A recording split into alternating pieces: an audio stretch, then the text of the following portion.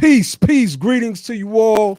It's your brother Naheem, BKA Lord Abba, aka Mr. Just the Facts. Tonight on the Be the Power platform, we're gonna have a powerful discussion with our family all the way across the country, our Los Angeles family. We're gonna get into some of the Los Angeles politics and what's going on with the reparations bill that they have proposed out there as well. We're gonna touch on some things. You know, we are heavily East Coast on this side of things, and we got our Midwest with brother Logic. You know, but myself and Ali from New York, brother Josh is from Virginia. So it's good to have our Los Angeles family on. Shout out to everybody in the chat. I see y'all. Shout out to all the mods. Hit the like button. Hit the share button. If you want to donate, you could cash app at Be the Power, or you can use the super chat. I want to give a shout out to the ADOS family in general from our last episode we did with Sister Tamara Johnson Shirley. You know, we asked the family to step up and send donations to the sister, and the family really stepped up, man. And that, for me, it was just a great feeling, because at the end of the day, we ADOS, we gonna fight until the last breath, because that's all we've ever had was basically fighting to our last breath. So, okay, I see Brother Logic is coming on. So what I want to do is I want to get this discussion started. What's good, Brother Logic? I see you. I don't know who wants to start. I'm more familiar with Brother Chad and Sister Friday. So, Brother Chad, if you want to start, you could definitely go ahead. Tell the people about yourself, about the chapter, and some of the things that y'all are doing on the ground out there in Los Angeles. No, absolutely. And peace, fam. Again, thank you for having us here. You know, I agree with you. We have to connect brothers on the East Coast, sisters on the East Coast with the brothers and sisters on the West Coast and all in between. This is a family affair, right? It's got to be about the collective. So, you know, again, ADOS Los Angeles, I'm about 8 months or 9 months into an advisory board position with ADOS Los Angeles, but as an organization, I would say we and correct me if I'm wrong, Tiffany, but I think it's over a year or two now as an organization in LA, organizing under the ADOS banner. And so here locally, you know, we got to get involved in politics where we are, right? And we got to try to affect change on the ground at the grassroots where we are. So one of the things that attracted me to ADOS Los Angeles is not only like-minded people, but the fact that they were active in the local community, you know, sitting down with our representatives and really championing that message of reparations and a Black agenda in exchange for our voting capital. So I saw a very strong group forming, and that was just attractive to me. Prior to this, I had never been involved in politics. I studied political science, but I was kind of disenchanted with politics, right? Because ADOS politics have always kind of seemed powerless to me, just in the fact that, you know, you go to sleep on election eve broken hungry, you wake up on election day broken hungry. So it kind of it was ineffectual in my actual day-to-day life, right? But, you know, after discovering the sister Yvette Carnell and the brother Antonio Moore, and them kind of bringing all those pieces of the puzzle together for me, you know, I already was kind of a student of history, and I was already kind of attracted to the data. I worked in the data field. All those things kind of fell into place for me personally. And then I started reaching out in the local community, went to a couple of town halls that ADOS Los Angeles was hosting, and got to meet the people. And just, you know, when you're around like-minded people trying to fight the same fight you're fighting, you know, you gotta form that group and form that coalition, right? So that's kind of what happened with my personal journey to ADOS Los Angeles. But on the ground, I mean, we are pushing our politicians here locally. We're meeting with the mayor. We're meeting with our Congress people. I'm sure Marcus and Tiffany can talk a lot more about AB 3121 and what's going on there, but that fight still wages out here. And so it's really just, we're on the ground being active, trying to be good reparationists, trying to spread the message of reparations and the Black agenda, be good ambassadors for ADOS. And, you know, the group you got here, you know, Marcus and Tiffany, I always defer to them because they are really the weight behind what you might see on the channel or anything like that, right? Mm-hmm. Definitely. Sister Tiffany, come in, introduce yourself. Basically follow Brother Chad's lead. Tell the people about yourself, some of the things that you're doing on the ground.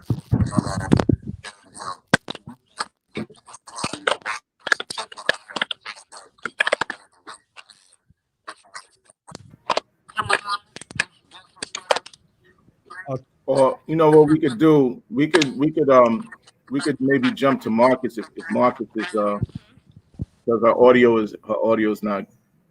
There's something going on with the audio. Maybe Brother Marcus could jump in. Oh, there she, okay, there she is. From South Central Los Angeles.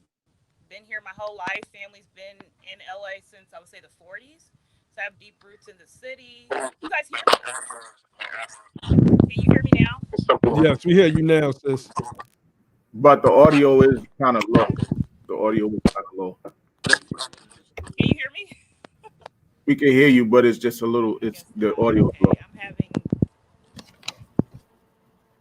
Go ahead, Peace, Marcus. Sister Friday. Hey. All right, Sister Tiffany is having some issues with her audio. It seems like a connection. You can. Oh, okay. Oh no. Oh, okay. Well, let me just go jump in, Marcus. Okay. Well, that actually sounded Right, very that's clear. Okay. Well, let me start. Yeah. So, I'll just go ahead. I'm Marcus Champion, ADOS LA, born and raised in Inglewood. Similar to Tiffany, I've been here my whole life. Elementary school, high school, all out here. Went to college out here where I met my wife in LA. Currently reside in what is really South Central, but it's formerly South Central. With gentrification, they started to change names of places and whatnot. But Tiffany kind of brought us together about a year and a half ago. We met at a local spot over here in Inglewood, and she just put out a message on Facebook. People who watch, Yvette and Antonio, who are trying to get involved locally with politics. We trying to start some and meet, because Yvette and Antonio started talking about, getting together and trying to affect some type of change. And so we met together about March last year. And then we put on a couple events like loosely associated together. And then I think it was after our first big town hall where we just started talking about ADOS. We actually had a representative from Marion Williamson come down. That's when we got together and decided that, we need to form a advisory board and start trying to really organize and put stuff together. And so that was about, like I said, about a year and a half ago. And since then, we put on several town halls. Like Chad mentioned, we've been really getting in with our local and federal politicians. We met with Karen Bass. We met with Mayor Garcetti, who's a mayor here in LA. We met with Dr. Shelly Webber, who's the author of AB 3121. Mm-hmm. And so our whole goal is just to get in there and be effective because, we have a desire to do these things, but it's hard to do these things unless you get in and start talking to people. And so, especially in the case of AB 3121, up and down the state in California, I don't know if you guys are familiar with Chris Lodson. He's a ADOS Sacramento. Mm-hmm. But Chris kind of put us all together in the state. And so we started meeting about 8 months ago, talking about the reparations bill, because I think it came up in January. And so we just read the bill and just started looking at it, seeing where we wanted to make changes. And so we looked at Dr. Darity's edits, and we kind of took that as the platform or the skeleton of what we wanted to use to make these changes. And so we were bold with it. Like, we met with Dr. Webber. We were like, we want to work with you. We have these ideas behind AB 3121. And what they told us was, sure, that sounds great, but we're up against a time crunch. If you guys have amendments, we need them in a day. We had like a 24-hour turnaround time. And so we had to jump into action. Me, Chris, Tiffany, my wife has some connections that she tapped into. And so basically, I, outside of just understanding things like from Dr. Darity and whatnot, I really wasn't familiar with politics, the inside. And so what I did was I just looked at how bills were amended and started putting our amendments together, like rewrote the bill and put our amendments in it, we had a couple people who are kind of in the policy space take a look at it, and then we sent them to Dr. Webber's office. And so they ended up adopting to the amendments the one that where the bill would not replace federal reparations. We were adamant about that. Pardon me, brother. Can you explain to the family who Dr. Webber is? Okay, so Dr. Shelly Webber, she is the assembly member down in San Diego. Okay. She is the author of AB 3121. She's the head of the CLBC, the California Legislative Black Caucus. She's the head of that. Yep. Go ahead, Tiff. I was gonna say yes. She's the head of the. She's the current chair of the California Legislative Black Caucus. You're much clearer now, sis. I think you just needed to shift around a little bit in the house.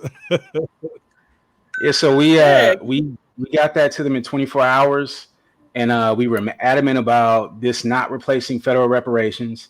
We were also adamant about the language because the bill originally just said African American, and it has stuff in there like minorities and people of color. We were like, all that has to go, and so we tried to figure out the best legal way to put ADOS, because there is no legal terminology for ADOS. And so in speaking with some experts and talking with people, we came up with African-American descendants of persons enslaved in the United States. And so they ended up adopting that amendment. We were ecstatic about that. And so I know you guys did a show about a month or so ago where they, at the last minute, changed the language. And so we didn't really panic, but we did jump on that to figure out what the deal was. And so we thought that there were intellectuals and Pan-Africanists on the side who were influencing that, because at the time we were really starting to expose what was going on with Narcan and Cobra in terms of their interference. But what we found out was, and we don't necessarily agree with it, but this is her mindset. This is what we go with. Dr. Webber's mindset is that she wanted to put special consideration because of the Black freed people who never necessarily experienced slavery, but were here during that time. We talked with her. Dr. Darity had to talk with her because the number of those people who still exist today who have never intermingled with us or intermixed with us at all is next to nothing. But that was the mindset she had, and so we were just concerned that there wasn't anybody trying to pry in, any type of Black immigrants or any outside groups. Not that we don't have our love for our Black immigrant brothers and sisters, but when it comes to reparations, this is just us thing. This is just for us. So, I done said enough. I'm gonna pass it to Friday or Tiffany, but all right. Well, let me just say this. I'm glad that you cleared that up, because that was a concern of mine. Even, I have the bill up right now and I'm looking at it, and that's something that we've talked about a little bit, because there are a number of people who claim to identify as African Americans who are not descendants of slaves, who are not descendants of freemen or anything, people from the Caribbean. We know somebody in particular who is actually a Jamaican who claims that he's an African American, right? And so, we've heard conversations even from Yvette and, other people where folks will jump in and out of those identities like that, depending on what it is that they're trying to do. 1 minute they can be African American, next minute they can be Jamaican or Haitian or whatever the case is. So that was my concern, my personal concern. I think even some of the brothers in terms of that particular language. But like I said, I'm glad that you cleared that up in terms of what that's supposed to mean. Hey, can I jump in and say something real quick? And thank you all for joining this platform tonight. We appreciate y'all taking time out and just coming in, on this platform. I want to really hit one point that I don't want to be glazed over.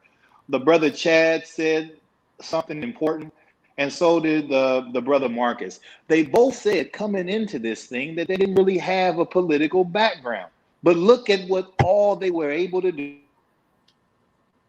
Look how influential they have been able to be. And look how powerful they have become just by taking the initiative, having courage enough to just get out there. And then they learned as they went. This is on-the-job training. So when we cannot have this type of mentality that keeps us paralyzed in our political action. we have to produce more Marcus champions and more Chad Browns, and then those of us who do have political experience can come around and then help raise and elevate everybody's political maturity to the same capacity. But it just takes people willing to get out there, people who care, people who are willing to learn and be educated and do some work. That's all it takes. It doesn't take a whole lot. A lot of people think politics is overwhelming, and sometimes it can be. But if you have just a little bit of help from your friends, you'll be surprised all the amazing accomplishments you can get done. And I'll pass it back. Definitely. Sister, all right, I'm gonna come to you, Sister Friday. Sister Tiffany didn't get a chance to properly introduce herself because she was having some issues. But I want to say real quick, when I first met Sister Tamara Johnson Shelly, it was in Atlanta, and she asked me the question, brother, when are you gonna start making your run? And I was like, I got to do a little bit of studying. She was like, oh, please, you ain't got to do no studying. You see them people on the right, and like she just really went in, and I was standing there like, yeah, you're right. So no, thank you, Brother Logic, for that, man. That was powerful. So, Sister Tiffany, you could come in and introduce yourself, give the family a little bit of background about yourself and some of the work that you put in on the ground in Los Angeles. Then we're going to come to Sister Friday. Okay. Well, first of all, thank you so much for having me. It's like my first interview talking about my ADOS, the work I do with ADOS. So a little nervous, but I'm happy to be here. My background, I'm from South Central Los Angeles. My family, both sides, have been in LA since the 40s. So, I have deep roots in the city, and I've just seen all the changes that has taken place in my lifetime, and just seeing, how the Black population in LA has gone through the whole the Crips and Bloods, the crack cocaine epidemic, now the homeless crisis. Like I grew up with all that, in my background, the LA riots. So just seeing, everything that's happened here in LA, kind of just, I feel like I was being prepared for this movement just based on the way I was raised and what I was raised with. So just getting involved with ADOS, I would watch Yvette's videos. I found her on an online community geared towards Black women. And I just started watching her videos and realized that everything she was saying, you're seeing here in LA. I feel like what's happening in LA is sort of like a foreshadow for ADOS throughout the nation. Mm-hmm. We went from having one of the largest ADOS populations to now being like 6 to 8%. So yeah, I was just looking at that before. I was baffled, but go ahead, sis. Right. So everything, Yvette said resonated with me, and I joined the Breaking Brown community on Facebook. And like a lot of people, what really was like my catalyst to get involved was, I would call it Botgate. When Joy Reid was calling us bots, I just jumped right head first. And I just started, putting on my social media. Some of you know me as Queen of LA. Hey guys, let's meet up. We had, people were just, I would say, DM me, and people would do so. And that's kind of how we got started as ADOS LA, just reaching out. I have no political experience. I'm a filmmaker. So this is like Chad and Marcus, foreign territory for me. But I was driven by just wanting to do something to help the community. So I've been involved with ADOS LA from the beginning, and I feel like we just have done some amazing work. We have such a strong team. I want to shout out our advisory board, Lori Jenkins, who's one of our co-chairs, Natalie Hatcher, Natalie Champion, Dana, Crystal, Vernell, Kieran, Ozell, all y'all. Thank you. We could not do any of this without such an amazing team. So I love my ADOS LA family. We work so well together. Definitely. So Sister Friday Jones, before you come in, I was at the conference in October, this past October, and there's certain people that I just distinctly remember, and you were one of them. You asked me a question. I can't remember what it was. I was walking by. I think I was strutting too hard because I had my little suit on. I was feeling myself. Yeah, but, you were top to bottom that day.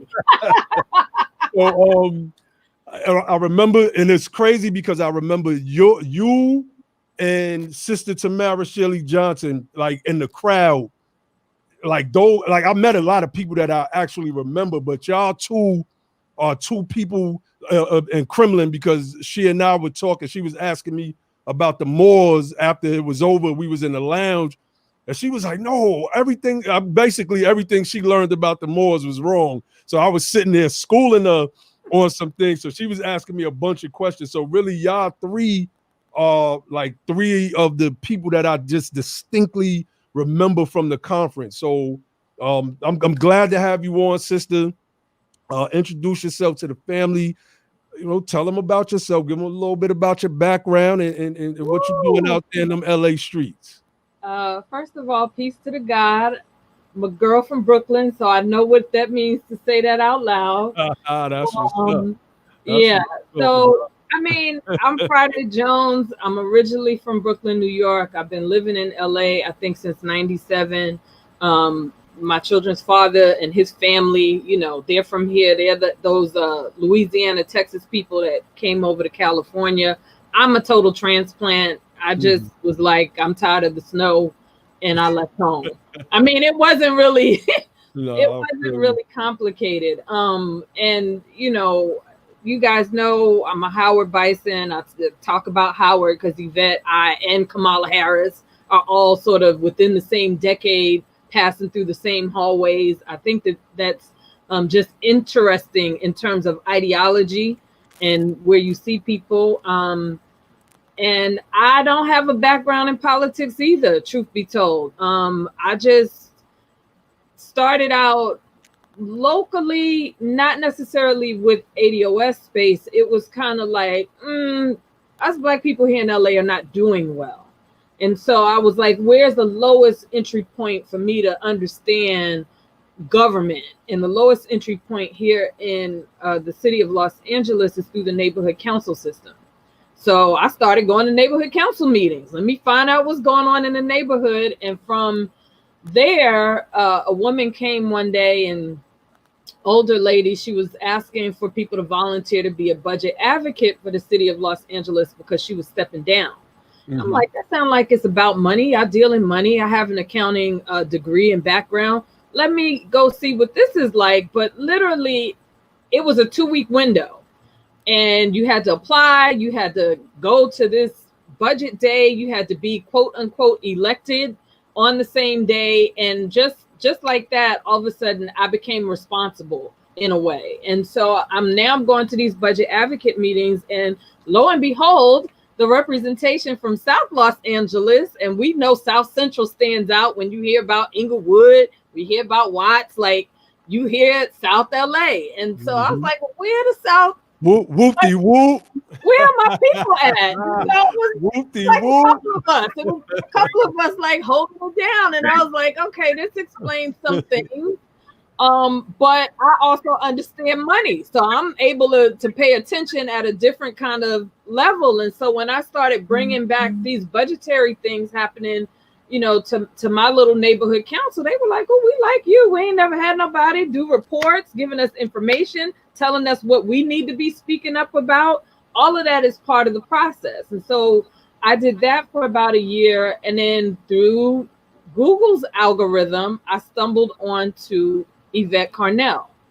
From Yvette Carnell, I learned about Antonio Moore. And I'm like listening to them, and I'm like, ADOS is the specific language you need to get around this whole African American melting pot business and to get to the problems that are uniquely ours. And I had the benefit of my great grandmother, who lived to be 107 years old, and she died in 2012. People don't have that. That's not normal. My grandmother is still alive. My grandmother is 92 now. And so kind of putting all of this together and then forming a political voice around our history is kind of how I got here. And I have, you know, Tiffany, there was a group of us who came offline of women who wanted to get into politics. Tiffany showed up at that meeting. She and I have been sort of running with each other ever since. The team in LA, like she said, is just phenomenal. And it was an organic process. And that organic process, I think, is what strengthens us and makes us able to sort of do what we do. It's definitely not just me. I'm only one piece of the pie. I'm just a piece of the puzzle. That's it. Definitely.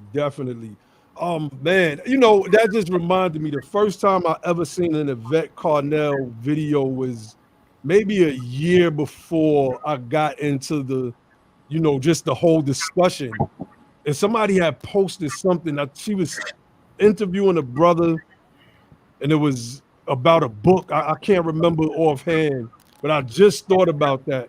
And she had like 2,000 live viewers. I'm like, who in the world is this sister? And why does she have 2,000 live viewers? But I never seen like another one of her videos pop back up in my algorithm. So my mind is just processing that like it wasn't meant to be.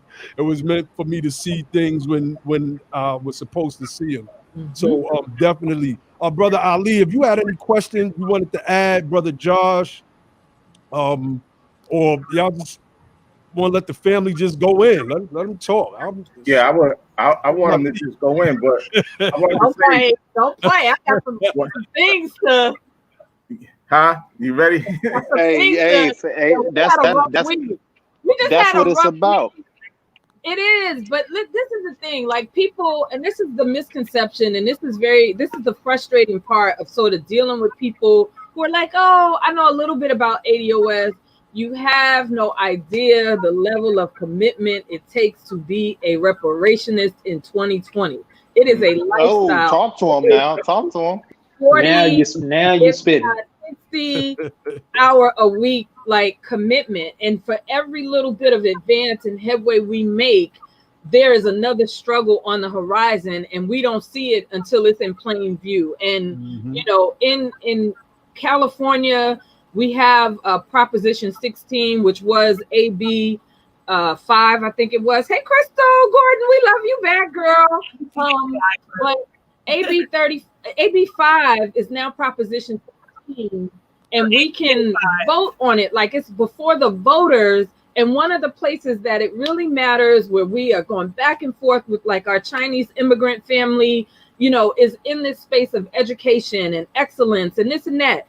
If y'all actually put Black teachers in schools, if you actually make therapy part of the unified school systems that exist in the state, if you actually make sure that our homeless and foster youth that are predominantly Black have the support services wrapped around them so that they don't fall and fail and have like some 58% graduation rate, then we can talk about excellence, because then you're putting money to fix us wholly. But to the extent that you're not doing that, don't talk to me about I got to compete with your kid, and my mom might have 3 jobs, and your mom and dad might just have 1 job. Like, we're not doing that until we're ready to have conversations like that. Yes, I'm a proponent of Proposition 16. And then you have the UC system, the college system that we're trying to get our kids to have the exception for and get through the door. They preemptively striking the legislation saying we're not having quotas. We're not doing that. And so when you think you've made some headway and okay, the people are going to decide, no, white supremacy institutions, institutionalized racism is the decisions made by individuals. And I need to say that until people get it. White supremacy, institutional structural racism is the decisions that are made by individuals. And so there's a list of regents. And so we now have to go and fight our fight with the regents and say, like, what are you doing? How is it that you're changing your charters and your school and how it moves in a way where, you know, we don't have all these other services K through 12. We're not even prepared when we get to you, but you telling us that merit is the system and the way? Like, are you crazy? Like, this is real talk. So when people, I know usually, and you all know me from Facebook, I try not to curse. You know, I use my little letters. I try not to curse, but like, I'm a real person, and I'm a real person who's invested in this. And I understand the struggles of us and our people and how we move. But every day it's like something else. And just like this week on a national scale, we get Sheila Jackson Lee dropping the announcement to come participate in this thing. And we thinking, okay, we can be up in the chat. We can be effective. No, we can't. They recorded it on September 11th. So now we trying to holler at their sponsors at Hyundai USA and Hyundai USA representatives. I hope y'all got the emails that I sent to you, because there's some problems with the people who are fighting for reparations, but they don't want to hear from the people that they're fighting for. We can self-advocate on our own. You can't advocate for me better than me. I've been in some very tough positions in my life, and I wrote a book about it, The Real Friday Jones. Holla back. Woo. Yeah, nice. Hey, look, I just put out on Twitter the other day. I was like, yo, we got to pull this thing into the public and have a debate. Like, these people are behind the scenes making all kinds of decisions on behalf of a whole population of people without them knowing anything about it. I'm like, nah, it's time to debate, man. We need to put these people in the spotlight. All right, so let me say this, man. What you said was so powerful, right? And it brings me to this point here. Now, we understand that reparations is our national agenda across the board. That's it. We understand that, right? So, but we also understand through what you all have articulated and other people have articulated that we have these local and state battles as well, right? So this show and our organization, Be the Power, is about actually being the power, because fighting the power from a powerless position is a loser's position. Right. So what I'm getting at is we need a Senator Friday Jones. We need a Councilman Marcus Champion. We need a Representative Chad Brown. We need a Mayor Tiffany Court. We need us to coalesce this energy around actually running for office and having these debates. Not just, I love the debates in social media, but I need them to be happening at City Hall. And I need them to be happening in the General Assembly, and I need them to be happening at the White House. Like, if you for instance, I knew something was special about you just from all. I have been given a gift to just notice political genius when I see it, right? And people who have that gift, not that takes away from anyone else, but some people just have it in a certain way. Now, I've seen it in Yvette Anton. Can you imagine what you just said being said in the General Assembly, as Senator Jones arguing with debating in the chambers? Can you imagine the things Tone and Yvette say on a weekly basis in up in the White House, in the Senate chambers, and in the House chambers? That's where the arguments matter, because now you can back that up with the pen. You've got a whole district behind you. You got a whole ward behind you. You got a whole city behind you. And we have to have this type of movement. That's what being a reparationist is about. It's not only about getting the closure to the historical damage, but it's also about fulfilling the legacy of the statesmen that were assassinated and killed in the Reconstruction era. We had so many of our family members who was gunned down and killed and assassinated and ran out of town, that just for being elected to office. So we have to have a movement of people who want to be elected, who ain't scared to run for office and say, you know, I don't care if I lose, I'm gonna run again. And if I lose, I'm gonna run again, because there's only really lessons, there ain't losses that we're taking. And we all have to have that never die, never quit attitude, and we have to keep on going. This is really our life. We have to put our lifeblood into this. I would like to see every one of y'all on this panel running for something in California. And I think y'all can do it. ADOS California as a state is very strong. I've talked to brother Chris Lodginson. I see the work that y'all have done. If y'all can do that as the organizations in the position that you're in now, you can actually be in there pushing the pen in the damn General Assembly yourselves. So here's the thing with the running for office. And I shared a tweet. I don't know how many of you all saw it, but Senator Shelly, I'm gonna do like you all did. Senator Shelly shared with us the loss, you know, of marriage that she had the first time she ran for office. And I need to say this here today, because I shared on there, she is not the only one who suffered that loss through a campaign. And you know, part of playing politics the American way is you got to have this family, and you almost got to be this perfect Negro. I'm gonna say Negro today. You got to be this perfect Negro with a perfect family in order for other people to take you seriously. And we have to stop playing the games by those rules. We have to create our own rules and start winning. To be strong enough to run, you have to be willing to make sacrifices on top of sacrifices. And your time, your movement how you speak to people cannot be from this shameful place of, oh, I am ashamed and I have to be some sort of non-racial person in order to get along with this world. I find that people respected me more when I spoke about my truths, where I come from, where my family's from, how we got here, and what my American story was, as they did theirs. If you can't stand in your truth and in your story and you're embarrassed about it on some level, why should anybody be voting for you? That's right. You should be able to stand on, this is my American story, and I can represent all Americans when I step out the gate. I will work for you all, but I will never forget where I come from, who I'm in service to, who's going to put me on, on my first position. It's going to be us. You can't then get in your position and then forget about us. That's not going to work. Part of what we have to do as ADOS advocates is from North Carolina to New Jersey to Virginia to Georgia to Texas to Wisconsin to California, we have got to start lining up our leaders where we got 10 in a row at a time.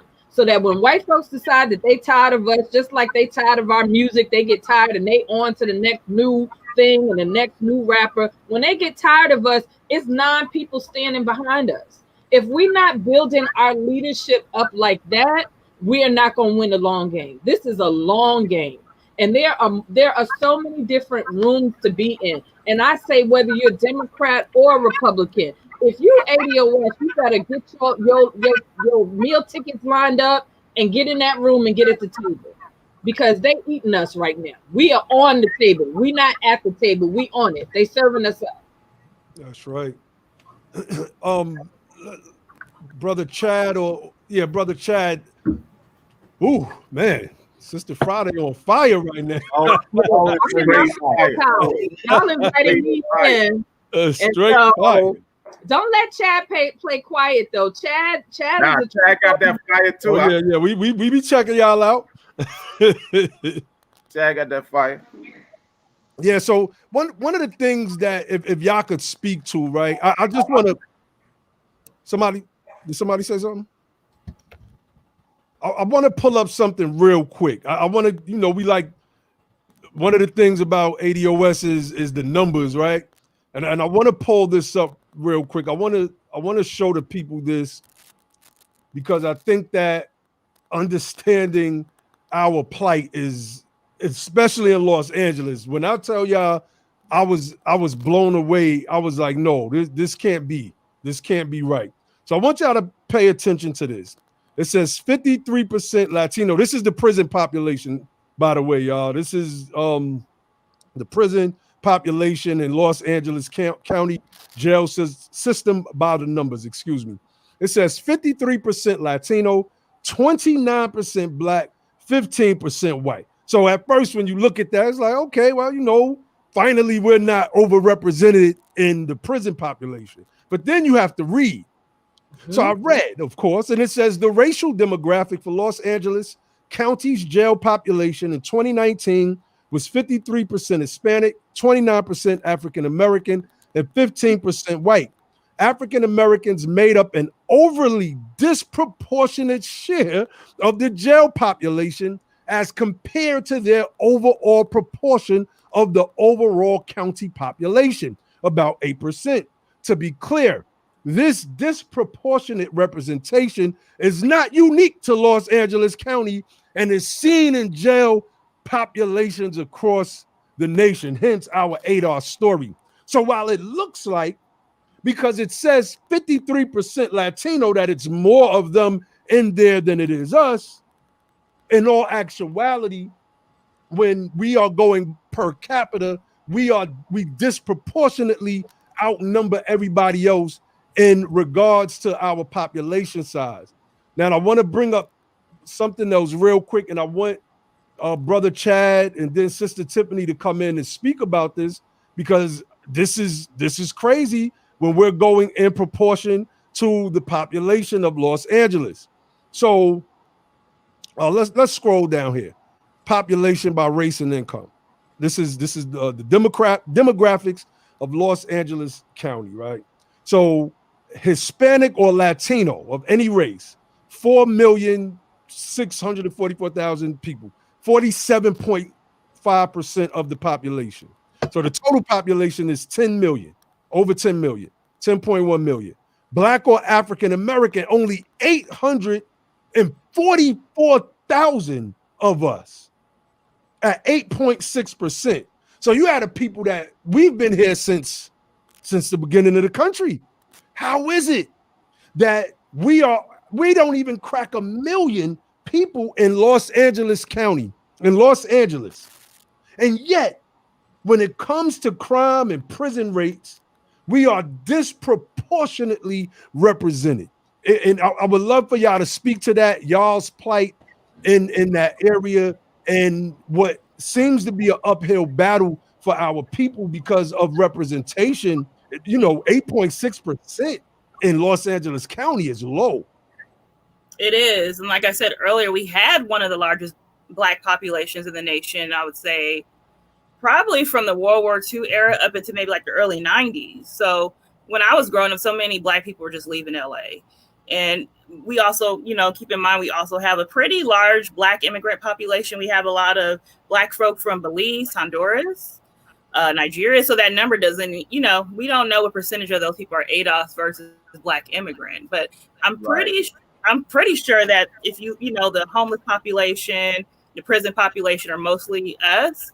I mean, we can't prove it, but I just kind of suspect that. But if just to give you a little background on LA and how things were, like, interestingly enough, we do have, I would say, a privileged class of Black folk out here as well. Like, we have View Park, we have Baldwin Hills, Windsor Hills. But then if you juxtapose that against how the majority of us are living, like, most people are, working several jobs or a paycheck away from poverty. It's hard to live out here. The cost of living is ridiculously high. I'm sure you know how that is, being that you're from New York. So, oh, yeah. I mean, which is why I'm in Georgia right now. Right.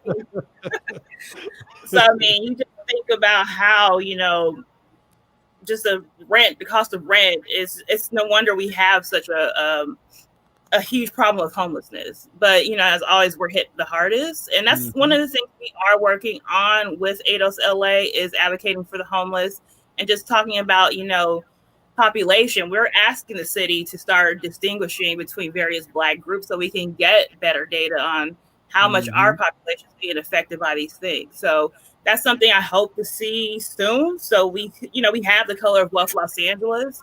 I think that's like the first study of its kind, but we need more data just to really figure out like how ADOS people in LA are faring versus, let's say, our Black immigrant population. So, and we're not faring well. I mean, we are not. This county, this is the game. Let me peep y'all to some game, and I need you, my ADOS people. I need y'all to hear me. In LA, it's called LACDP, Los Angeles County Dem Party. The LACDP has the largest county committee of Democrats in America, actually. There are counties of Democratic parties across the country. You need to walk in the room. The first time I walked in the room, I was like, so the Black people that you kind of see in the room are people who have positions. They are a congressperson. They are a state senator. They already have achieved some sort of political position, if you will. And then there's sort of no other really Black people in the room. And then you have a lot of white folks, and then you have a lot of Asian folks, and then you have a lot of Latino folks. On the first day I went there, I was with somebody who was just introducing me to people, and I sat down and I was talking to an older gentleman. I would have thought he was a white guy. He was a Latino.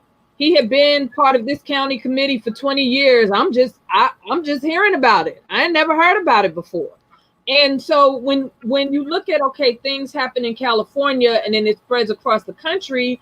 Well, if everybody in California has a story of immigration, let's say, and your grandparents or your first generation or whatever the case may be, and you want to be American, right? You want to participate in the political process, and they get involved. The rest of us sitting across the country trying to understand, well, how did this become escalated in terms of the party platform? It's being escalated because this state has the largest county committee, because the members of that county committee is not a lot of us in the room. And so when we try to go like at the Democratic Party about their party platform, they're like, well, this is what our members wanted. Well, this is not what your voters wanted, though. And there's a disconnect. And if y'all are not going to put together the dots of what your county committees want, which is non-representational of us beyond people who already have some sort of political office, then we have a problem, because you don't know what voters want. And then when ADOS comes in the room and try and tell you, this is what we want, this is what our community needs, these are the failings, y'all, no one wants to listen to us. Oh, we know, but no, in LA, 30% of homeless people here have mental issues. We represent about 40%. It's 38% of the homeless population. We represent 38% of the homeless population.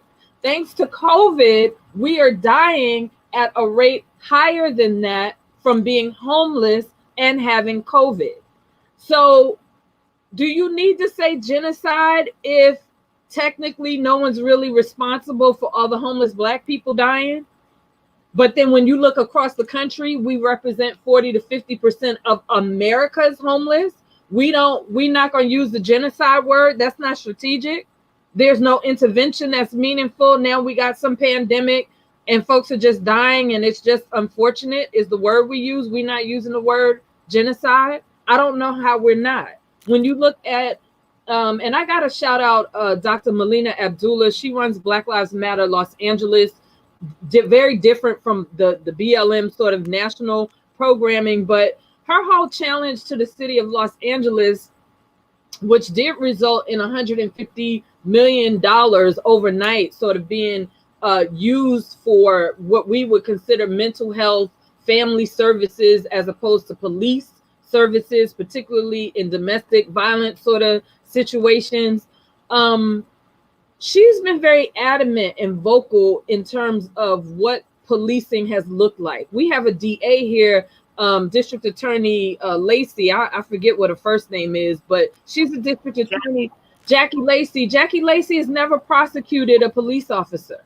And LA County's DA office is the largest DA system in the country. So when people start wondering, like, well, why does what goes on in California, like, why does it sweep through? Because we have the numbers of people. This economy is the 5th largest economy in the world, not in this country, in the world. So however California moves, yeah, the rest of America is going to follow. And so in terms of fighting the fight, in my view, we gotta fight that fight from that black belt and from this West Coast, and bring our energies and synergies together, because this is a beast. This is a beast. We are in a low-boiled genocide, and people in Congress and our representatives want to play games and not see people face to face. Yeah, let me touch on LA.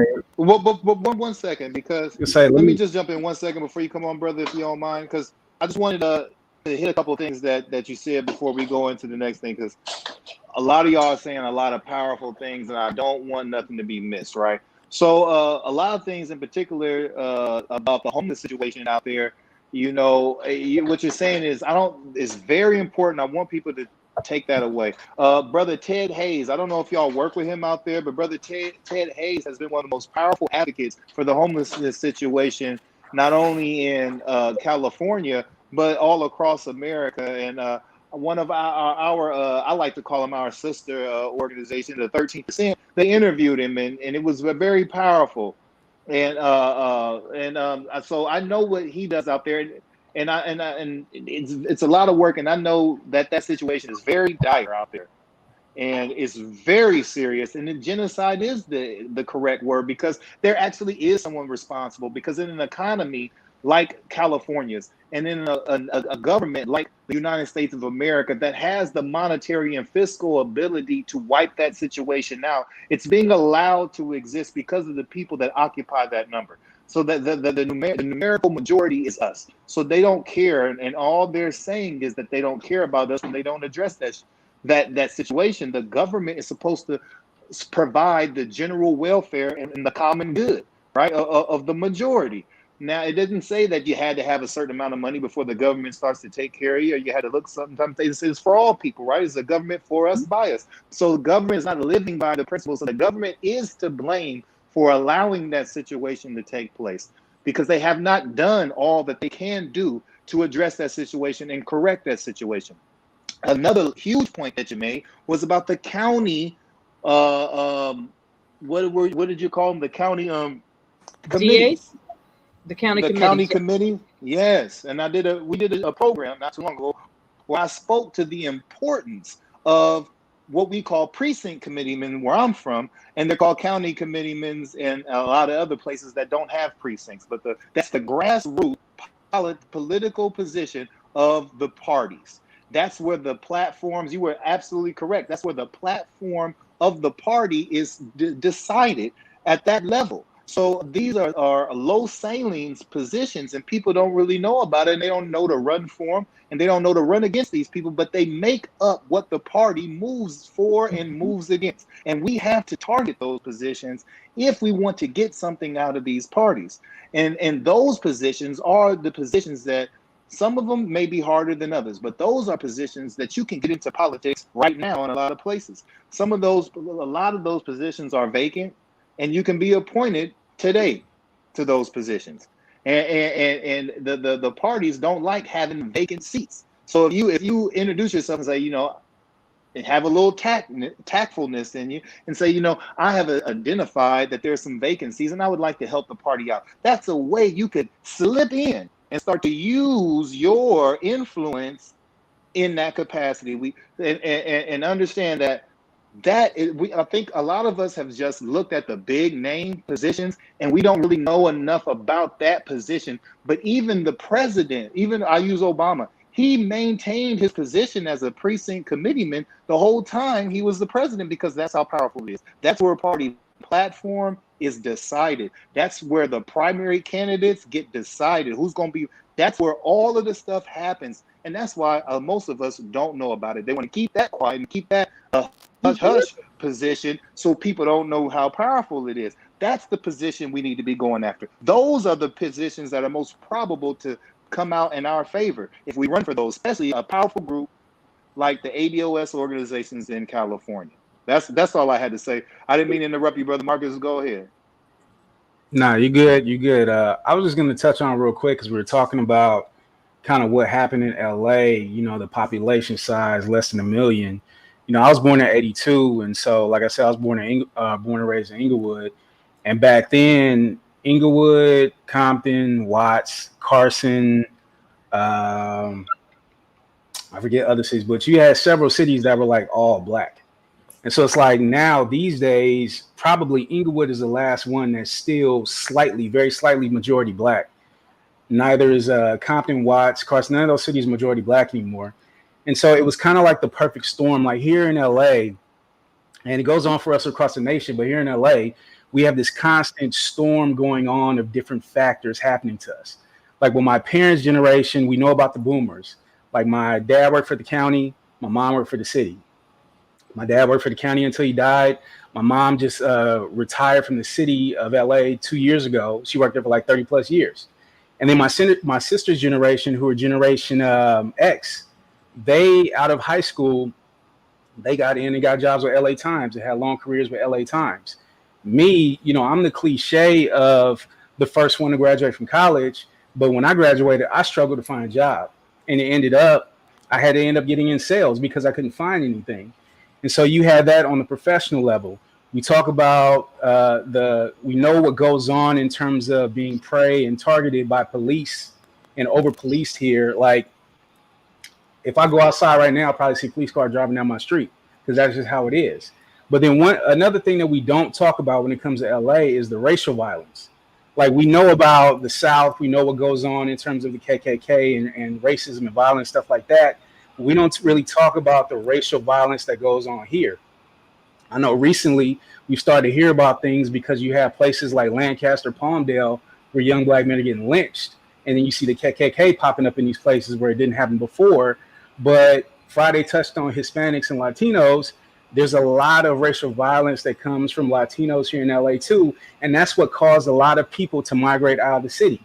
They started to go to the outskirts of, like what I just mentioned, Lancaster and Palmdale, but then they just completely started to go out of the state because of the violence.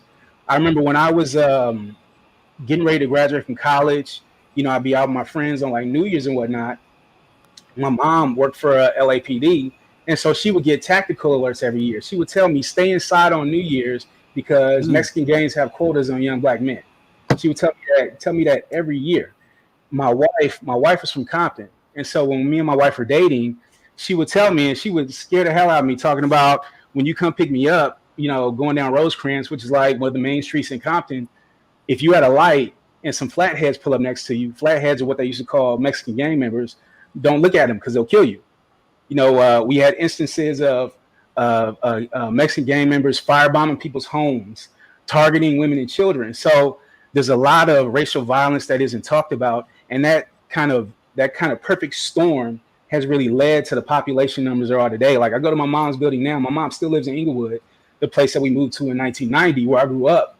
It was all black when I was growing up. There was like one Mexican neighbor, and now you go there, you got hella white people, you got hella Latinos, you got Ethiopians up in there. It's like, it's all types of people. So I'll never forget that one night I went to my mom's house and I left at midnight, and I saw these white kids with a video camera walking down the street. Like, what the hell is going on here? Because I remember when a cat got shot in front of this building. So like, what is going on here? And so it's just like this storm that's constantly happening to us in this city, because they moved us into these areas to try and get away from us with the white flight, but now they want their land back. And so that's what's causing us to our population number to decrease. That's causing our homelessness to go up because we can't get jobs, we can't afford these homes. It's just all this going on that factors into it. And I want to stay on the gang violence piece because it's fairly recent. There was a huge case of the bombings downtown, and I forget the name of the projects, but it was black folks in the projects. The Mexican mafia wanted the black folks out because they wanted that territory. Mm-hmm. So when we talk about like international, delegations, if you will, or international conversations, who is having, President Trump is talking about, I want Mexico to pay for the building of this wall, but who is having the conversation of Mexico? Your cartels can't be killing our citizens like this. Your cartels can't have gang ties to in their native, homelands and be bringing and displacing areas for people to live. And then when you add the politics on top of it, there are some areas in LA right now where it's so gang infested, you get a discount on your rent, and your rent is subsidized by governmental dollars just to get you to live there. Now, if we having an international conversation about drug cartels and cartels that want to be claiming their American turf, that's a very different conversation than, Syria, than the other like buzzwords that you hear on a national scale. Nobody has that conversation. And if we are not, again, that's why I say nobody can self-advocate better than we can for ourselves. If we're not having that conversation because we saw the headline, but what kind of international negotiation, whatever, was being done on behalf of us black people here in California, in South LA, where it was going down? Where is that conversation happening? I know with some of the shootings that were going on in when COVID started in Chicago, it was sort of the same thing. It was kind of like the everybody was kind of getting with their turf. Okay, y'all are having turf wars, But again, where's this sort of international diplomacy when it comes to preserving our lives? These are the kinds of conversations that we got to be prepared. I want Chad to talk about some of the diversity panels in his workplace and the conversations that he has at work about diversity and ADOS and what that looks like, because he, we got to advocate wherever we are. And I think he does a fantastic job of doing that in his workplace. Definitely. Brother Chad, I just want to say real quick, as I was listening to Brother Marcus and Sister Friday, I'm thinking about the attacks that Sister Yvette Carnell gets for once being a member of, what is it called? Progressives for Immigration Control or Reform. Reform is the last. Reform. Where did I get control from? I don't know. But, and geesh, man, I didn't know it was that bad over there. Just hearing y'all's testimony and just doing some research on Los Angeles prior to us going on air.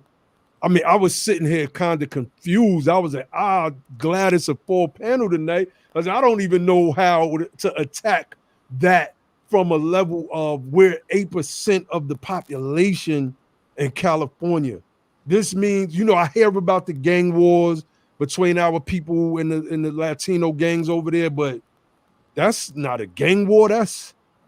You're just straight being outnumbered. It's like fighting against white supremacy in states where it appears that we're outnumbered, I think, in every state. So definitely, Brother Chad, I just wanted to add that in right quick because I was struck by Brother Marcus's testimony. No, we covered a lot of powerful points there. I think you laid it out with the numbers we're only 8% of the population, but we're disproportionately represented in incarceration. We're disproportionately living in poverty. We're disproportionately having bad health outcomes out here based upon living in poverty and our wealthless position, right? I always defer to Marcus and Tiffany and Friday on kind of local LA history and politics because they have been in this world longer than I have. I moved to Los Angeles about 10 years ago. But what I will say is that, I went to high school in Houston. I lived in New York, went to school there. I lived in Atlanta before moving to Los Angeles. My family is from Mississippi, so that's always home for me. And kind of the consistent theme in all those places that I've lived around the country is that ADOS is at the bottom. Everywhere that I've been, whether we are a majority or whether we are, quote unquote, a minority in that population.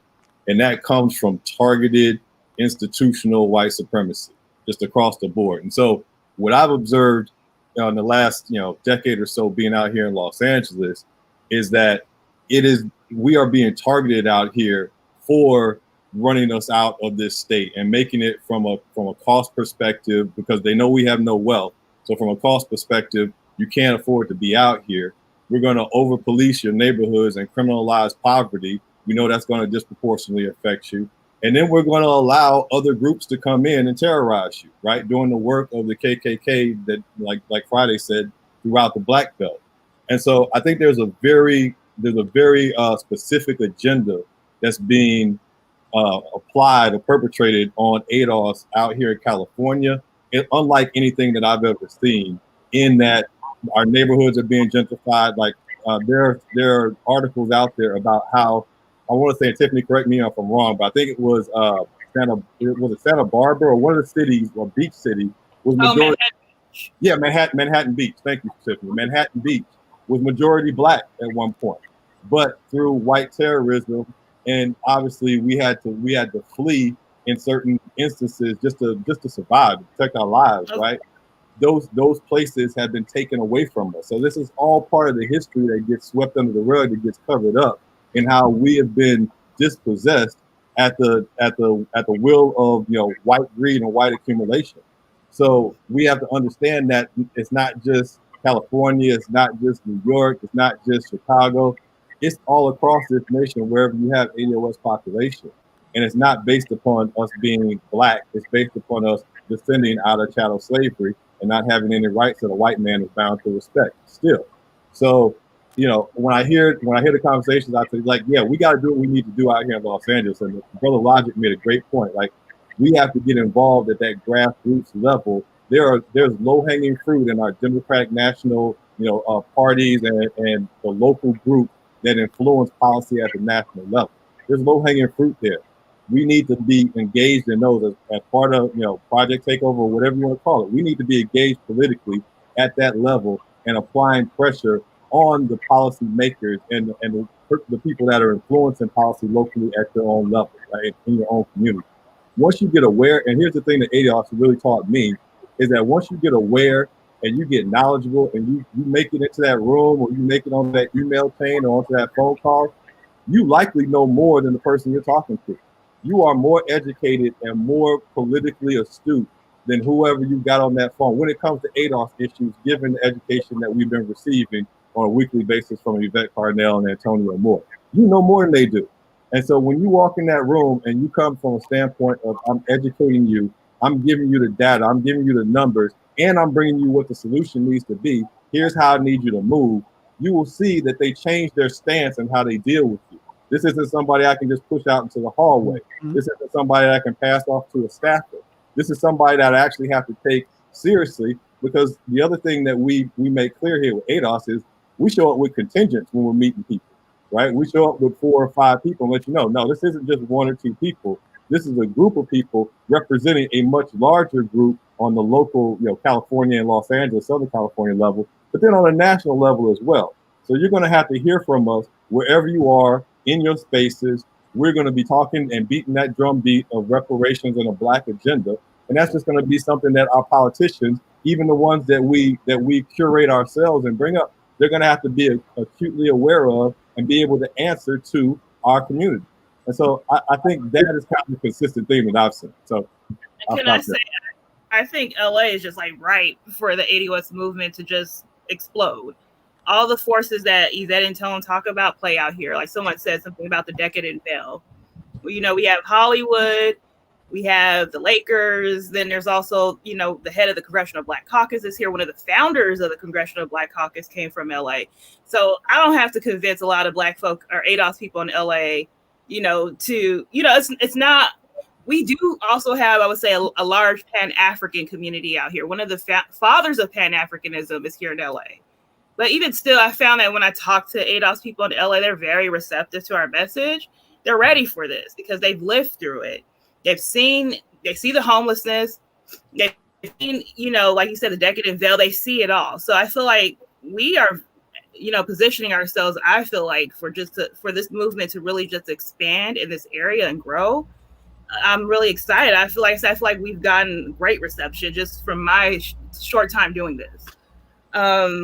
Someone talked about policy of removal. I mean, they've been trying to get rid of us forever. You go back to the Watts riots, you go back to the Black Panther Party, which had like a very large active chapter out here. And then there was the whole scandal with the CIA, Contra. We've been dealing with this for a long time. So, I mean, the fact that we're still here is a testament to the strength of the ADOS people. We've had the whole LAPD SWAT team started here, and it was spread throughout the nation. Mm-hmm. They've been trying for decades. And like I said, the fact that we still have some of us here, to me, is amazing. Yeah, I mean, our whole story of resiliency, I think I brought this up. I don't know if it was the last program or if it was the one where we were interviewing Marlon from Chicago, but the HBO series Lovecraft Country. I don't know if y'all are familiar with the series, but I'm loving the series. And I heard Sister Tiffany say she was a did you say filmmaker? Yes, I am.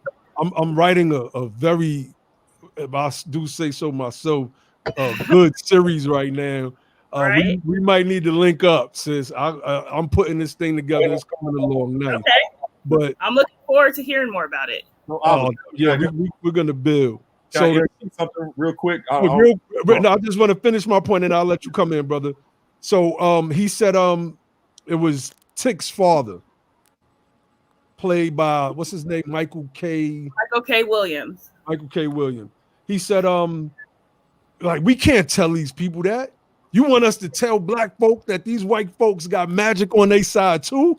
So it was like, we already got to fight all of these battles and they got magic. So for ADOS, we got to fight all of these battles in a place like Los Angeles, and there's glimpses of that in New York as well. There's a large Dominican population up in Harlem and in Manhattan, and they kind of have that same type of sentiment. So we got to fight white supremacy.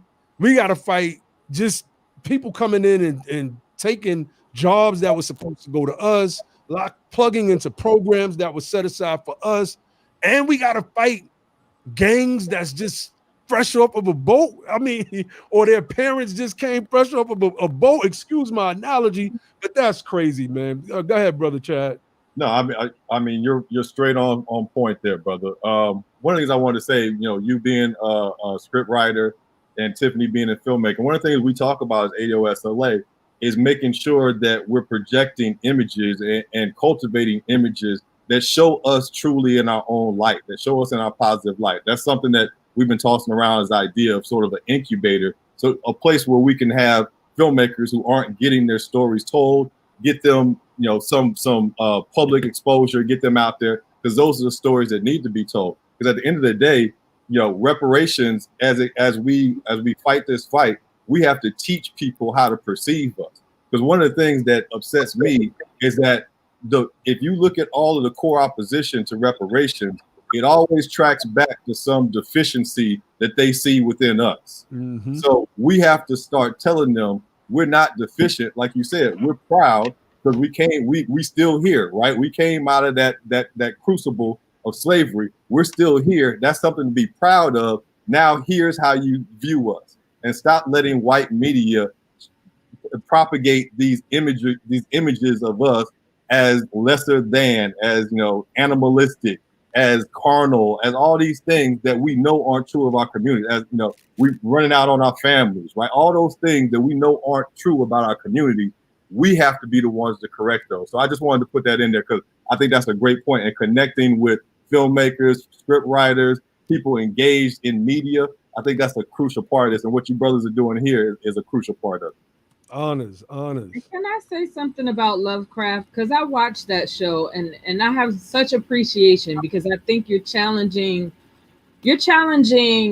us as being very American. Like, we are American made. American made us who we are. To go outside of what you've been taught, what we've been taught. And it's very difficult. I was raised Baptist and I was raised Sunni Muslim, and those are those are two very different theologies, right, in terms of the belief system. And even though if you read the Quran, they're intertwined, the stories and the histories are intertwined, but from a very spiritual perspective, I need y'all to understand this. We all chose to be here at this time doing exactly what we're doing. We have the power within us to literally change the vibration of the world. The world moves how we move. And we say that kind of in our Twitter spits and battles, but the reality is the world moves how we move. If we elevate the vibration in this place, which is really, if you just think of the bestiality and the terrorism and the level of psychosis that people have to have and to be not only trading in human flesh, but creating laws that allow them to be abusive and laws that allow them to kill. That's a very base and low vibration. That's a very base and low vibration. ADOS in our thing and with reparations, people kind of want to say, oh, you're not going to get people to change. Yes, we can. Our spiritual vibration can actually elevate these people to be better. And those who can't deal with like the higher, the faster, the better vibration, they're going to fall off this planet. They're not going to be here. And so part of our resetting this idea of race and white is better than black. And no, we are human beings. And part of our mission with our reparations is actually returning people down and back to their humanity. Because some of them are far gone and lost. The people that are moving what do they call it when you move the lines around for voting areas? It's a word for that. Gerrymandering. Oh, Gerrymandering. People that's gerrymandering, their humanity is gone. They don't have none. The people who work to keep this system of oppression intact, their humanity is gone. They don't have it. They don't have it. Our work as reparationists is also spiritual work, because through DNA and modern science talks about this, how the traumas of 14 generations is intertwined within your DNA. Do you understand, one, how strong we are? Like Tiffany said, the fact that we are even still here. Do you understand that we as modern day reparationists have the ability to change the genetic makeup for generations, 14 generations to come? That is like an awesome responsibility that we have. And that's why our fight is a righteous fight. That's why we are on we're on a bigger playing field than we can even imagine. In Christianity, you're supposed to care for your family 2 generations out, your children's children. This work that we're doing is 14 generations out. I need y'all to understand that, what we're talking about. The work that we do is spiritually edifying, not just for our souls, but for people who are so. Do you know what it is to live in fear of somebody?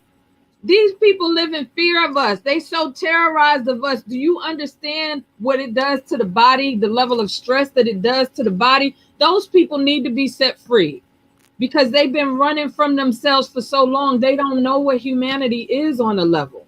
And we gotta be vigilant and diligent in our reparationist work. I don't believe it's going to be after my death. I believe we are going to see the fruits of our labor. That's right. I'll tell people that. And I claim that. I'll tell people that all the time, sis. Stop trying to push this thing off 100 years from now, because what you're basically doing is abdicating from the work. You're trying to shirk with your responsibilities and put it on somebody else. No, we can get this done in our lifetime. In our lifetime. Speak it into being. The word was the word. The word was with God. Come on, y'all. Y'all know what it is. Speak it into being. Speak it into being. Cool. Yeah, what I'll add to what Friday said, because Friday's a big picture person. She thinks in large scale. I kind of like zoom things in and kind of just apply it to my own life, right? I'm a father. Like, I got kids that got to live in this world, and I want them to have opportunities. I want them to have access to full citizenship. I don't want them to be plugs with no outlets. I want them to be out in this world able to realize who they're supposed to be. And just as a father, finding ADOS, seeing the data, I didn't have a choice in this thing. This isn't like, I love my kids. So if I love my kids, I have to advocate for my kids' future. And this is advocacy for their future. So that's kind of how, because I know it could be a lot to bite off to try to do it for everyone, or do it for your household, do it for your mother, do it for your cousin, do it for your aunt, do it for whoever you love that's in this same lineage, and focus there. And you find that gives, like, I wake up in the morning, I see my girls, and it gives me energy to do what I need to do that day. It gives me energy to continue to fight all these detractors and all this opposition.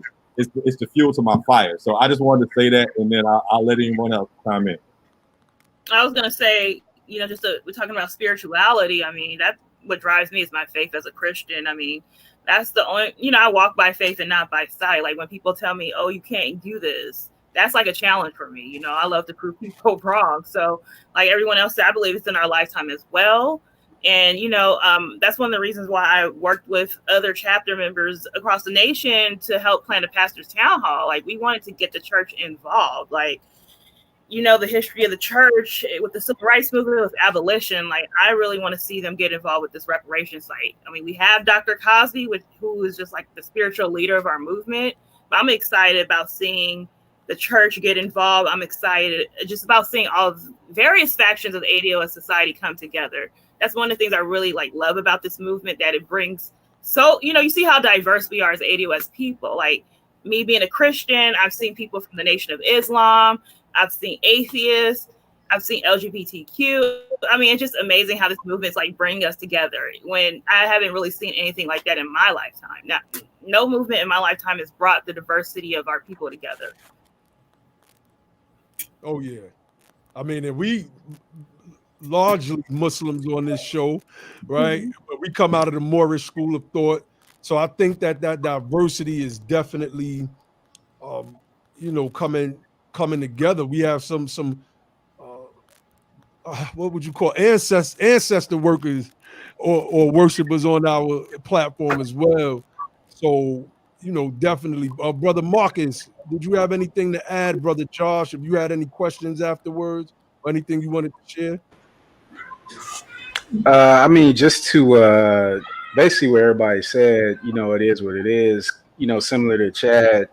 Well, with me, you can ask him, I say all the time, like, I believe reparations are coming relatively soon. Like, I don't expect to be retired or almost dead to be able to enjoy my reps. I expect them to come very soon to be able to sit on the beach with my drink and enjoy my reparations. But it's really about, like Chad said, my kids. Like, I have twin 3-year-old girls, and my wife is about 4 months pregnant now. We got another one on the way. So it's about them. It's about them having a better life, an easier life than what I had. Because what brought me to, or what brought us, because it was me and my wife, what brought us to Antonio and Yvette was we did everything right. Going to school, get the good grades, graduate. But the things that were supposed to come with that didn't happen. And then on top of that, it was just challenge after challenge and disappointment after disappointment after that. And I want my kids' lives to be different than that. And, just even bigger than that, I look at my family. I look at my Black people. I see my people on the street. I see my people in the neighborhood. Like, I live across the street from the projects. I see my people over in the projects. My family, my LA family know. I just had an aunt who just died, and she was at the end struggling, trying to figure things out financially where she didn't deserve that. And so that all fuels me to be able to do this work. That all gets me going. And, you can ask Tiffany, when the situation went down with AB 3121, when we were trying to figure out were people interfering with this bill, like, I think we all just kind of went into panic mode, but with me, it was like my juices started flowing. Like, I was excited, like, let's go, let's do this, let's figure it out, because this is like finally figuring out, like, this is what's in me. Like, God bless me with talents, God bless me with gifts, but when it comes to what gets the mental juices flowing to just get out there and do the work, like, this fuels me. This gets me going. I mean, that's one thing, like, Marcus is just like calm under pressure, like grace under fire. Him and Chad, like the men in our chapter, hold it tight for real. Yes, indeed. I mean, he just held it together, and I mean, I've seen everyone grow.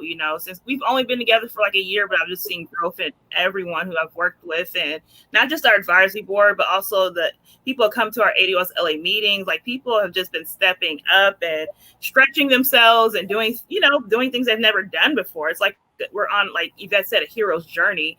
And you being a writer, that's, used to craft screenplays. So we are on our own hero's journey.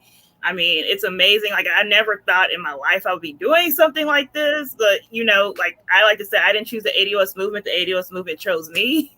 And so, I mean, I'm just really excited about our team here in LA. I mean, we've just in a short period of time, I feel like we've already just changed. We're changing the landscape right before our eyes. Like, I think someone mentioned earlier, us working with Mayor Garcetti. I mean, that's a huge win for the ADOS movement, just to be able to sit down with the mayor of the second largest city in the nation. I mean, we got him to read Dr. Darity's book. He read it in like a day, I think.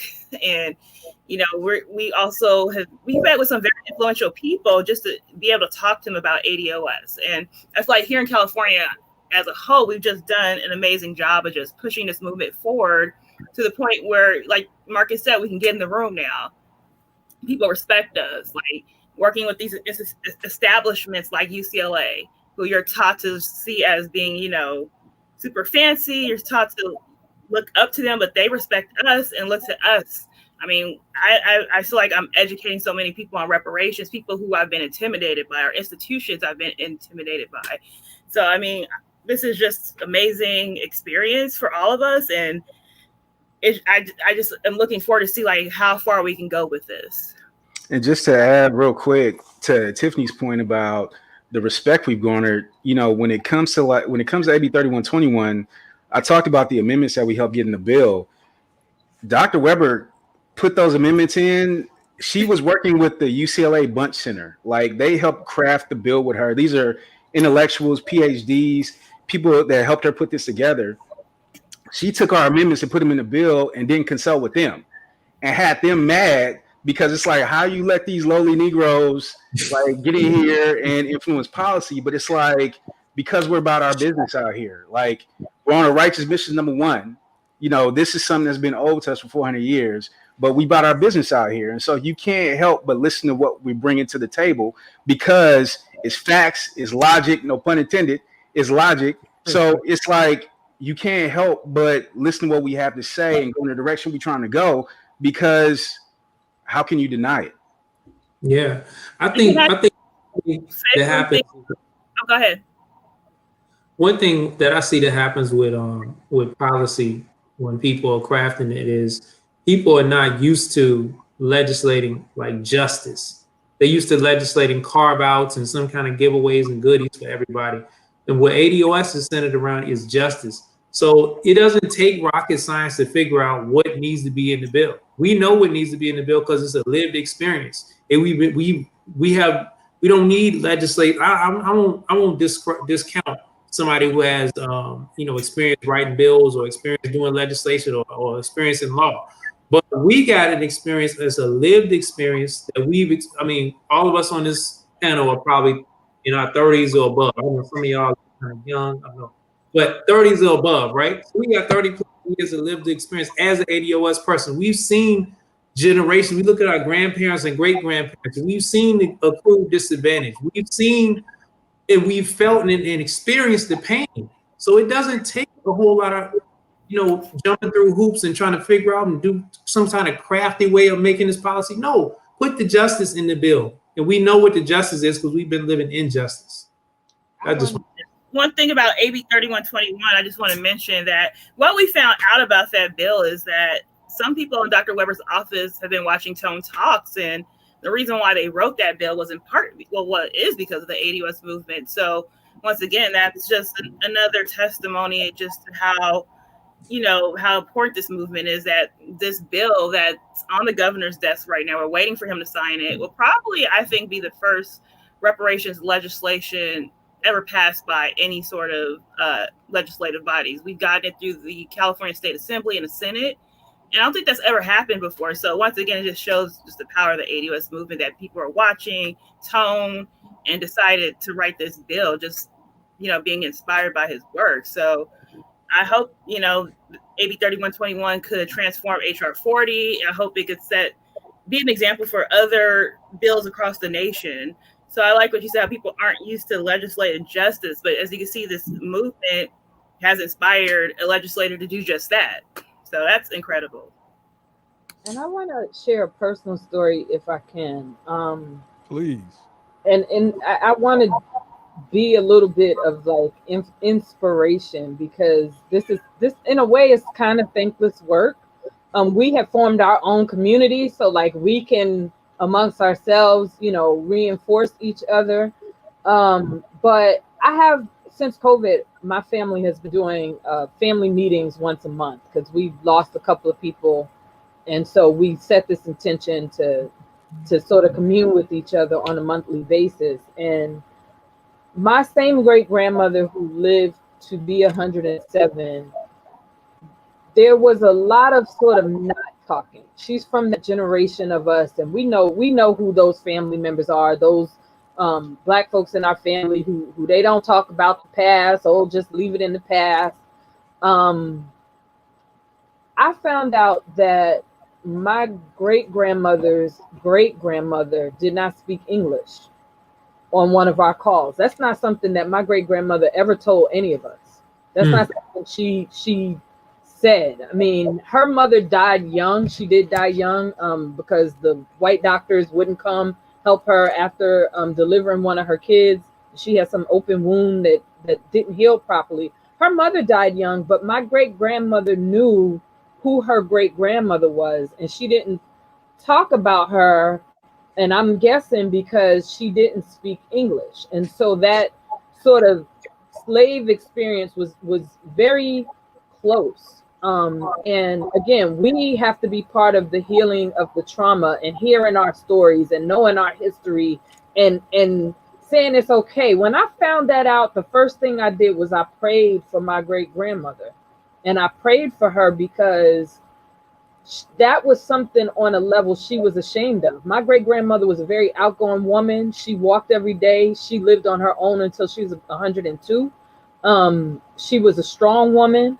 And she was very, what I would call, regal looking. She had some serious cheekbones and she had a strong nose. She was a regal looking woman. The work that we do cannot have ego. The work that we do, whether we are forming or storming or norming with each other through our phases of development as advocates and as chapters, we have to remember to be kind to each other, even if in the moment we don't like each other. We have to put our egos down.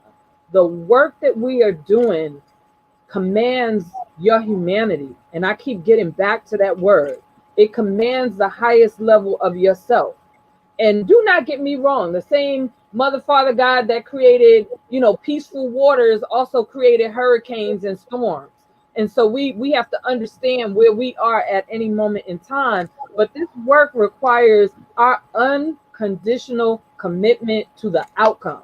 And if it means that I got to eat a little bit of crow in order for this mission to move forward, I'm going to stand in front of Brother Naeem. I'm going to stand in front of Marcus. I'm going to stand in front of Brother Ali Bey, in front of Chad, in front of Tiffany, in front of Brother Josh.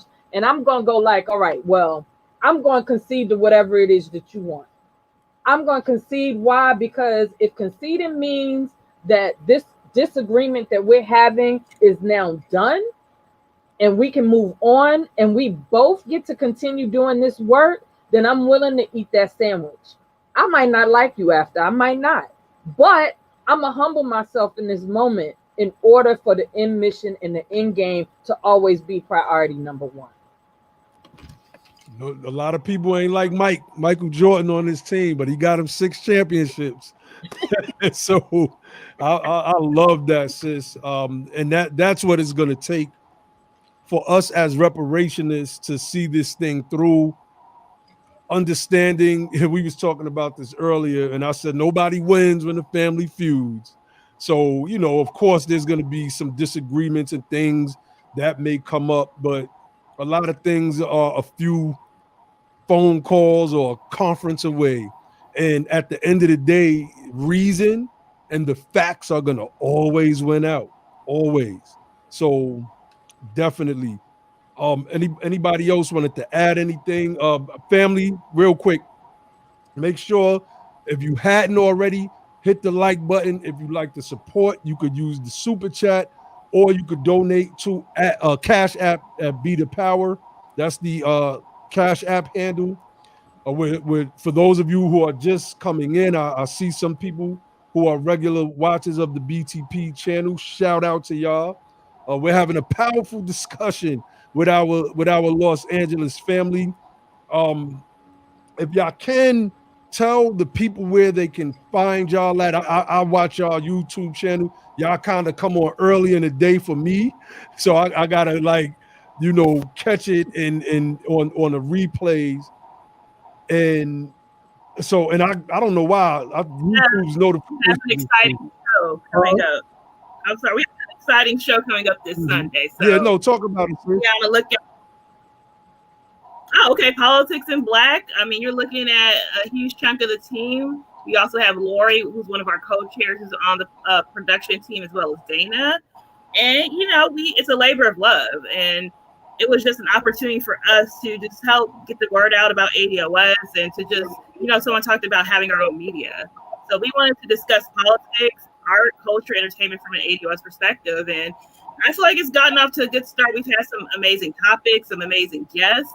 And, we filmed right in the heart of Black Los Angeles, Morris Studios, Lamert Park, which is like the last bastion of Black LA. So it's kind of like fitting that's where we are. But we air every second and fourth Sundays, 4 p.m. Pacific Standard Time. Like I said, our upcoming show is going to be dealing with local politics.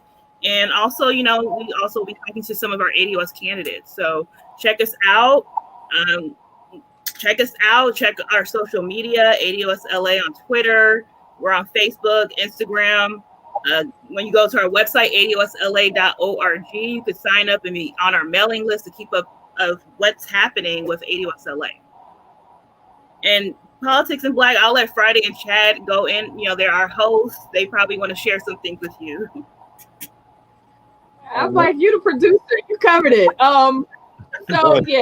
Social media, I am Friday Jones, ADOS LA on Twitter. We have the Facebook page and Instagram, Politics and Black with me and Chad. It's something that we are doing because we felt like there was too much negative narrative around who ADOS are. And it's like, no, you're going to see who we are. You're going to hear our rationale. You're going to hear our American story. And you're going to have some respect on that name at the end of it. So that's it. I appreciate you guys so much for inviting us into your space. This is one of my favorite ADOS shows, that I check into regularly. And so I appreciate all of you. You all are smart. Y'all are men. Y'all are doing it. I appreciate you. Honors, sister. Honors. So Brother Chad, definitely. Yeah, for me it's Chad_Boogie on Twitter. That's how you can hit me. I just want to say, with politics, Tiffany is a very humble person. She does not ring her own bell that much, but she is an absolute beast behind the scenes. I can hear it in her. Yeah, I'm a good reader of people. I can hear it. You gotta understand that between Tiffany, Friday, Lori, Marcus, Dana, we have a powerful team. Yeah, Poetis. Yeah, we got a powerful team supporting Politics and Black and putting a lot of hours in behind the scenes to make sure that we're bringing you some good content, and we really just see ourselves as an extension of the messaging and being good reparationists and making sure that we're trying to push it forward in any aspect, in any space that we can, and being that other channel folks can come and get good information and good intel that leads back, like dropping those breadcrumbs that leads back to the core messaging and where you need to be if you're ADOS. And so I'm very proud to be associated with it. They drugged me into it. I had no intention of doing anything like this, but Tiffany was like, "You doing this?" And if you know anything about her, you can't say no to Tiffany. She like the Godfather, right? Did you see them on Foxo? Did you see Friday and Chad on Foxo? That's when we knew we had to kidnap ever. Oh, yes. That. But it was she made me an offer I couldn't refuse, right? But I appreciate you, fam. I appreciate y'all watching and tuning in. I love what you do here. I love Be the Power. I think from the core message of it and what you are promoting, obviously it's ADOS centric, but Be the Power is what we all need to take to heart. We have to be the power wherever we are. Don't think there's anything exceptional or special about the folks you see here. We are all just activated in this movement and we want to affect change. And you can do that wherever you are, whatever you're doing, whatever your station, you can do that where you are. Just get involved, fam.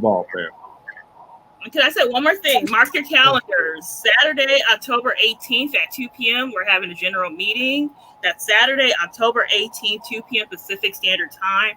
We'll put the information, on our social media, but we'd love to have you all. We have, like I said, a great team. If you want to learn more about what we're doing, if you just want to hang out with us, we'd love to have you. Oh, definitely.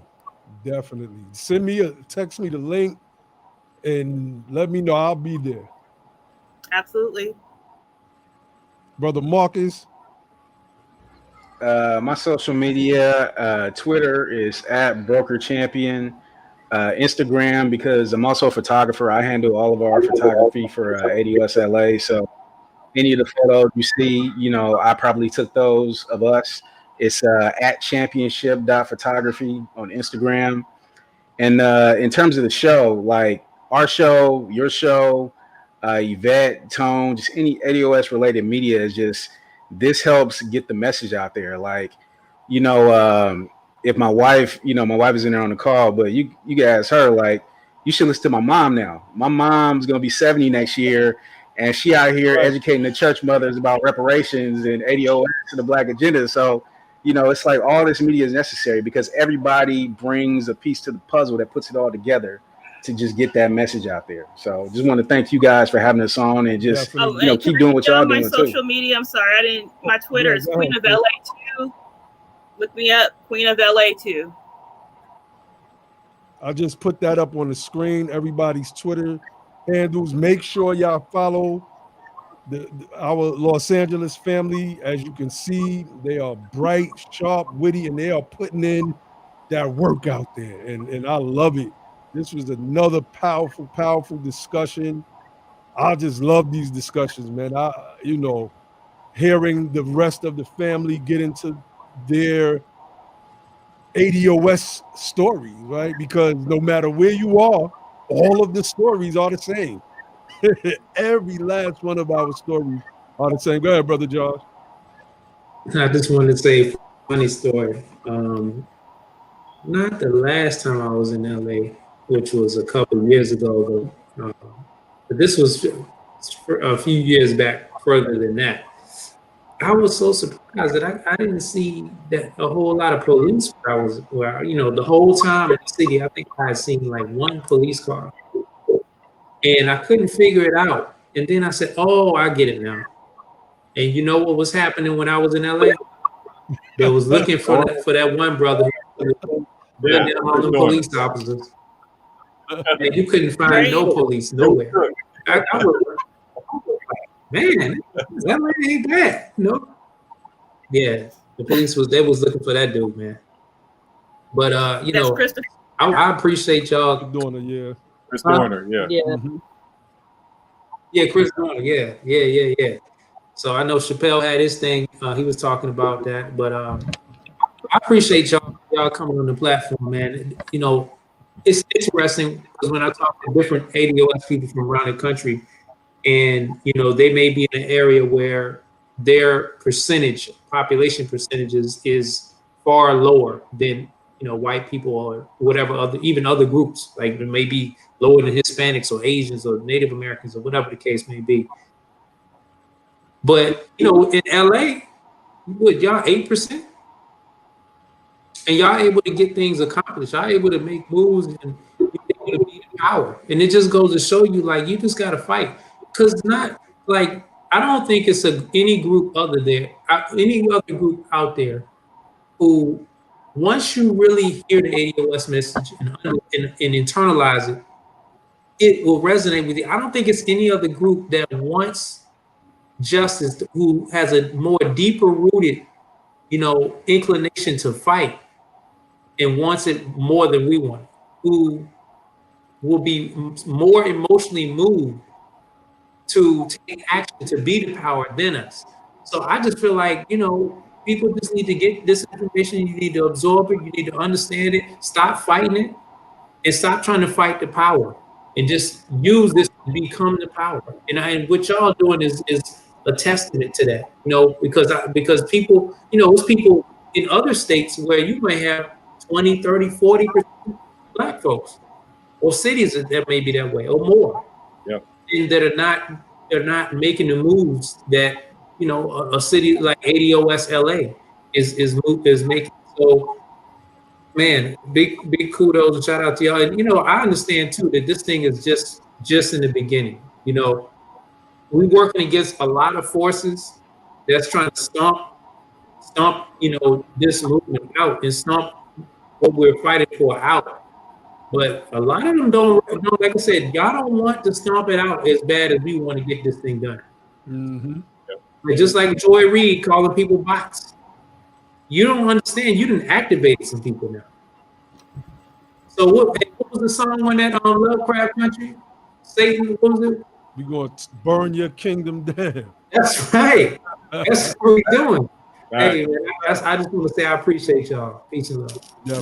Definitely. Anybody else had anything to share before we got up out of here? I just want to shout out our advisory board once more. Lori, Dana, Natalie Hatcher, Natalie Champion, Kiernan, Crystal, and a special shout out to Vernell. We love you, Vernell. And if I'm leaving anyone out, I love you as well. The last thing I like to say is I need one of those fire reparations shirts. Y'all need to hit me with one of those. Okay, definitely, brother Logic got you. They got the little printing press over there.